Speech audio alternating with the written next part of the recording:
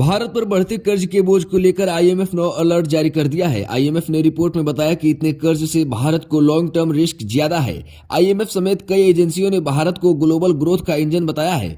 हालांकि इन सब के बीच आईएमएफ ने एक खतरनाक ट्रेंड की तरफ इशारा करते हुए भारत को सचेत किया है। आईएमएफ का ये इशारा जीडीपी पर बढ़ते कर्ज की ओर है।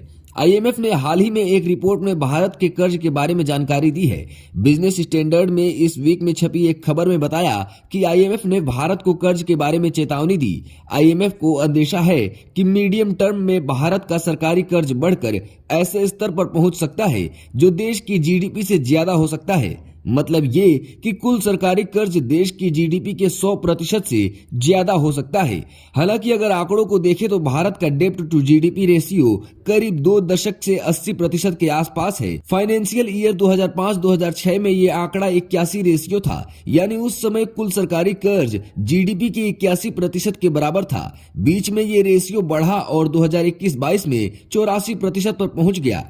हालांकि उसके बाद फिर से 2022-23 में ये रेशियो कम होकर 81% पर आ गया, यानी अभी कुल कर्ज देश की जीडीपी के 81% के बराबर है और यही स्तर 2005-06 में भी था। इकोनॉमिक ग्रोथ के मोर्चे पर आईएमएफ का कहना है कि भारत के लिए जोखिम है। इसके साथ ही मीडियम टर्म में भारत की ग्रोथ रेट के अनुमान को 6% से बढ़ाकर 6.3% कर दिया। इसके लिए एजेंसी ने उम्मीद से ज्यादा पूंजीगत खर्च और रोजगार के मामले में बेहतर स्थिति को कारण बताया है। बाहरी मोर्चे पर भारत को फ्यूचर में ग्लोबल रिसेक्शन का सामना करना पड़ सकता है, जिससे भारत के ऊपर राजकोषीय दबाव बढ़ सकता है। घरेलू मोर्चे पर मौसमी कारणों से महंगाई फिर से सिर उठा सकती है। इसके चलते देश को फूड एक्सपोर्ट पर पाबंदियों का सहारा लेना पड़ सकता है। दूसरी ओर उम्मीद से बेहतर उपभोक्ता मांग और निजी निवेश से इकोनॉमिक ग्रोथ रेट को समर्थन मिलने की उम्मीद है।